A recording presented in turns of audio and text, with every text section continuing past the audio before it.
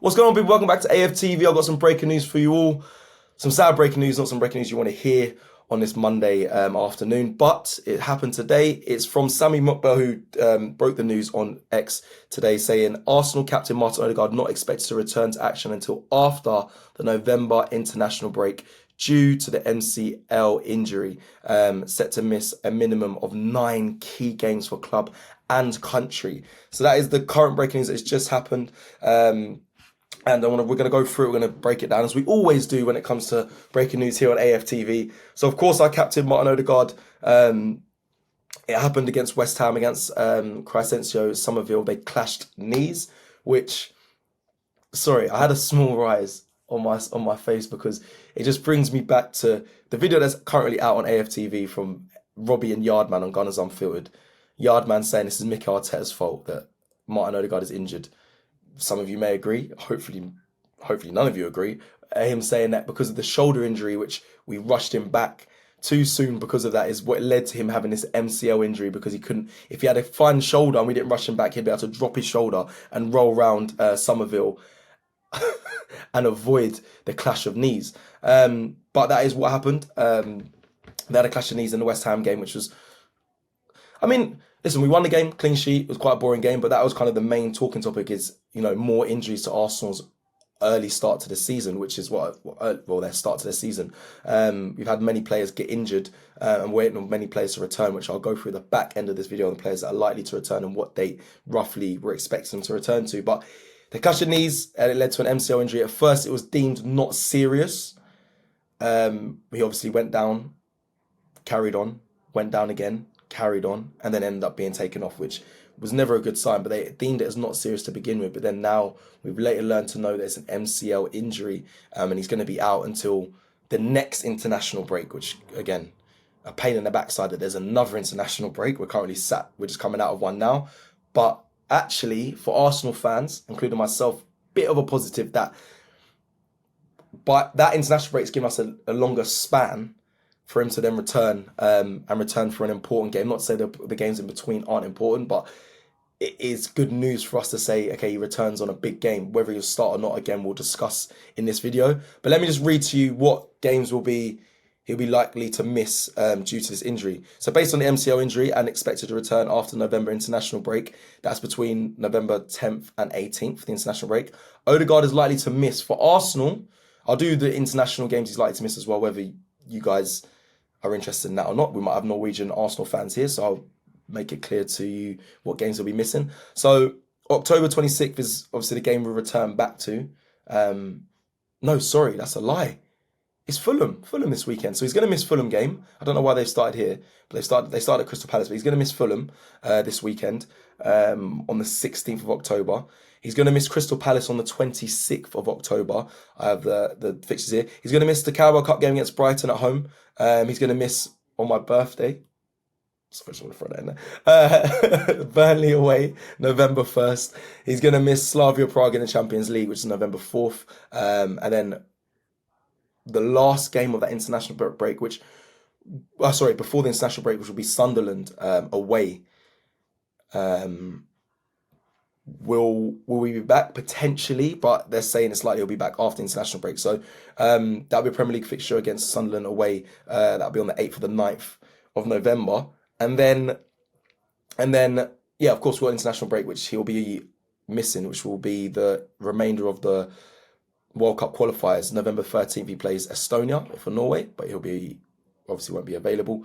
And then November 16th, there's also a World Cup qualifier game for Norway, which he'll probably miss as well. Likely to miss what he will do. He won't fly out to join the squad halfway through. So he'll miss both those games for his country as well. So that happens, and then we return back with a game against Tottenham Hotspur on the 23rd of November. So obviously the North London derby, which he should be back for. But then it does bode a question. Do you start him? I think a lot of people will be screaming at their screens right now or the TVs that they're watching and say, well, Cecil, of course, he's our captain. Like, he should be straight in as an important player for Arsenal. If people cast their minds back, West Ham, he played okay before he came off. He was fine before he came off. But the game before that, he played against Olympiacos at home in the Champions League, and he was cooking. Let's be real. For me, he was player of the match. So Yeah, he was on good form. He was returning back to his best. But then sadly, in the next game, following game at home, played obviously against West Ham, and he came off and he obviously broke a record, which I mentioned. I think he's the first player in Premier League history to be substituted off before half time in 3 consecutive home matches. So in the Premier League, that is a bit of a sad stat. Does that mean he's injury prone? Does he fall into that category? Would you say he's injury prone? I think it does show that record does show that you're injury prone. However, this might just be a run of bad luck. Sorry, a run of bad luck. Does it really mean you're an injury prone player forever? I don't know. I don't want to judge it right now. I think after this international break, and he returns back, if he then does become injured again, then I mean you could maybe be able to label that. But I think he just had a run of bad luck. If I'm honest, players have that. Like sometimes you have an ankle injury, and then or you'll have like a lower back injury, say, yeah, you return back, then you get like a hamstring injury because it's linked to your back, then you get an ankle injury, so it's all linked, and it's just like a run of bad linked injuries, and then once that's done, you're fine. So for instance, I mean, I know he's had a shoulder injury, he's returned back from it. This one's a knee, obviously just came from an impact injury, but I think this just once we get through this, he should be fine. I don't think that his injury history hasn't actually been too bad being at Arsenal. It's just been this period of time. But like I mentioned, does he walk straight back in against Tottenham Hotspur? Does he walk back in for North London derby? For me, that depends on what I think are positives. If you're looking at it from a different angle of, a missing player, is it gives opportunity to other players. For instance, Eberechi Eze can sit in that position now and hopefully cook. And if not Eze, then why not Ethan Nwaneri? I think there's been a lot of discourse about why is he not getting much minutes. Now he has an opportunity to step in for Odegaard. Eze can play there. We know that he plays well there. We've seen him play there. If not, Ethan can go there. And if not, dare I say it, the kid I just want to see, the alien, Max Dowman. Why not? He'll have opportunity. Eze might stay out on the left, which means it's between Ethan and Max. Yes, they're quite young. I'm not going to deny that. They are quite young players. But so what? Give the boy a chance. These next run of fixtures are favourable. No game in the Premier League. Don't come at me in the comments. I see you can't underestimate any team. Fine, but the games we have coming up are favourable. Fulham away is tough. Fair enough. Yeah, we have Fulham away. Then we have Atletico Madrid at home. Not so favourable, but we can put Eze potentially in there. But then after that is Crystal Palace at home. Then we got Brighton in the cup. Burnley away. Slavia Prague in the Champions League is going to be tough. That's away. And then Sunderland away as well. Like they're favourable compared to the start we had. I mean, Liverpool away, Man United away. We've played City as well. Like you can rotate a little bit. And as much as there's been so many injuries so far for Arsenal and many other teams as well in the league, at least we have enough squad depth to cover these players. And cover these positions and have top quality in them.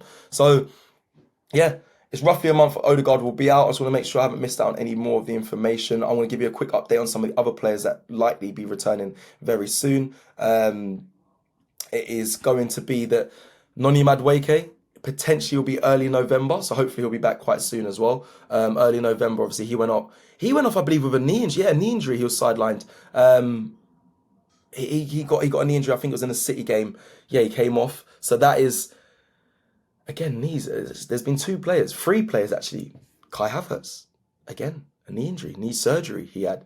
Potentially will be returning again. They're saying his return will be late 2025. I actually think there's a shout that he'll be back as well in early November. There was actually some positive news that he might be returning actually sooner than that. So what I'm talking about, in this October span, that he could be potentially returning. So, again, obviously we've got Gyökeres in place there, but he could be returning as well in the time that Odegaard is away. Noni Madueke, like I mentioned, early November, but that could also be soon. And then Gabriel Jesus. Obviously, that might be a little bit, towards the back end of this year, early 2026, we might see Jesus. But there's players returning. There's a lot of signs. And Piero Hincapié as well. It's looking like he'll be returning. He obviously went off against Bayer Leverkusen. He was struggling with a groin injury, but there's a potential that he'll be returning soon as well. I'd say they're saying as well, sorry, early November and late October. So we may see a return of a few players that have been missed. That is good news. I'll remind you of the news that's kind of broken, well, that has broken today, is from Sammy McBell, that Arsenal midfielder Martin Odegaard not expected to return to action until after November international break due to MCL injury, set to miss a minimum of 9 key games for club and country, which we went through in this video. So we wish, listen, Martin Odegaard all the best, a speedy recovery. Let's hope he is back sooner than the international break, the next one, because it seems like Arsenal sometimes release the news that these players, this is the earliest, sorry, the expectation that they return at this time, but usually the club doctors push it a little bit forward, so then they return a little bit earlier, which is a positive news for the club and the team and the fans as well. So hopefully he is back before the next international break. But that is it. Martin Odegaard out for the next 9 key games. Let's hope he returns soon. And thank you very much for watching this video. Let us know your thoughts in the comments. Would you like to see Eze replace him or an Ethan Nwaneri? Let me know your thoughts. What is the best course of action for Arsenal off the back of this news? We'll see you again soon. Take care, people. Love and peace. The football HMRC. Have you ever heard me call a referee a cheat? That cheat in referee. No, I'm calling him a cheat. I have to question. That don't sound like me. I'm sorry, but you're gonna have to do more than that. It doesn't sound like you. It is you. That is edited. That's edited. Can we get that again, please? Yeah, play again. Play again. Don't forget to check out that Troy Deeney live. Hold on, I'm getting.